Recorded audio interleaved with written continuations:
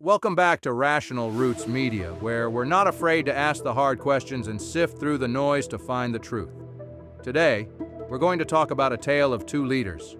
One is relentlessly vilified by our media, painted as a chaotic, unthinking figure.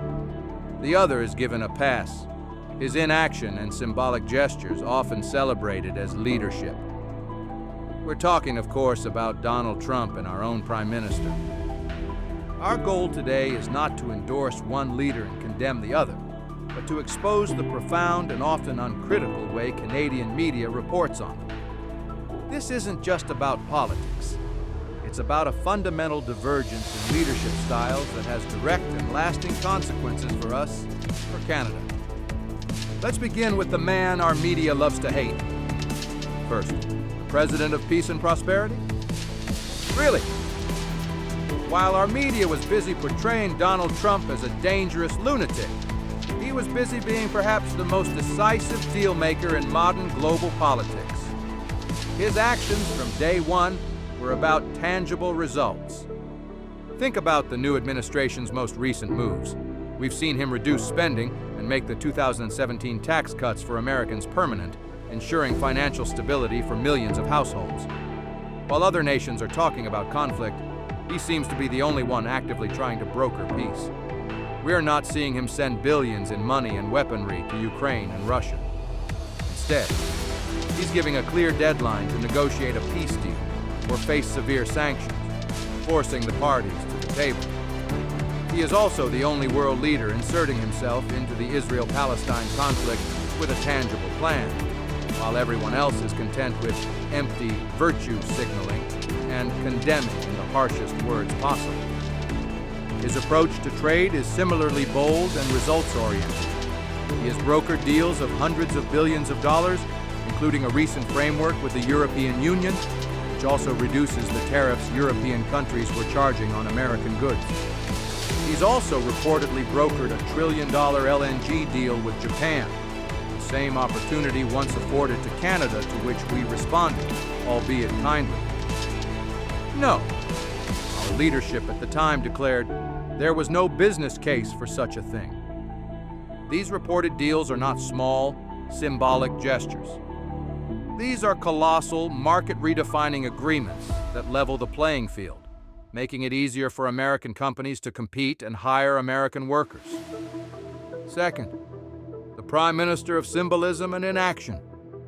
Now, let's turn our attention to our own government. The contrast here is not just about policy, it's about the very philosophy of leadership. While one leader is making peace deals and negotiating trade to the tune of trillions of dollars, our Prime Minister's biggest win in recent memory was making a toll bridge a little less expensive to cross, a small local fix, framed as a national victory. This is the very essence of a government that has traded action for symbolism. For years, we've gone without a formal budget, a basic roadmap for the country's economic future.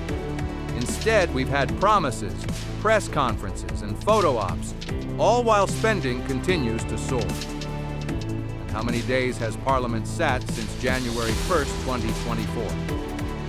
While the world faces monumental challenges, our elected officials often seem to be on extended summer breaks. We talk about strengthening our military, but we see little action. We talk about energy security, but our Prime Minister's government prioritizes regulations that stifle our industry and hinder our ability to be a global energy superpower. We're a country with the most resources in a seller's market, yet nobody is leading the charge on making Canada prosperous again. The world's most powerful leader is remaking the global stage, while our own government has taken a pass on the grinding, difficult work of national leadership. This brings us to our third topic, the Canadian media's selective vision. So, why the profound difference in coverage? This is where Canadian Trump derangement syndrome comes into focus. Our media is so deeply invested in the anti-Trump narrative that they've lost all perspective.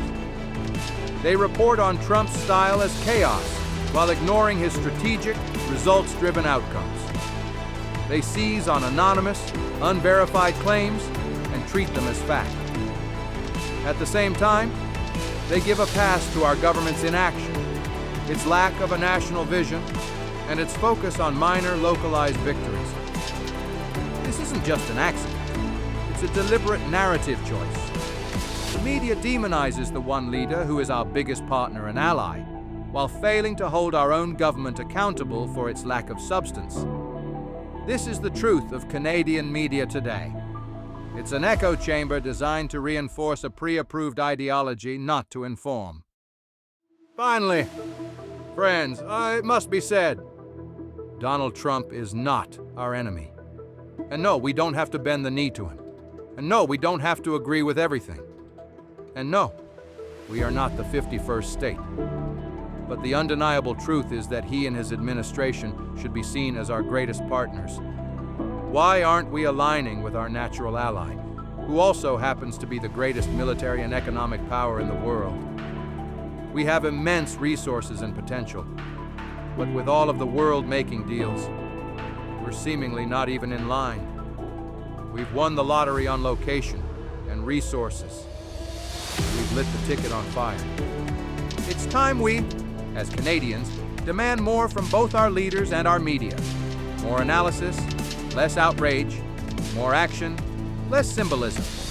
We cannot afford to have a government that prioritizes a toll bridge discount while the world's most powerful leader is remaking the global stage.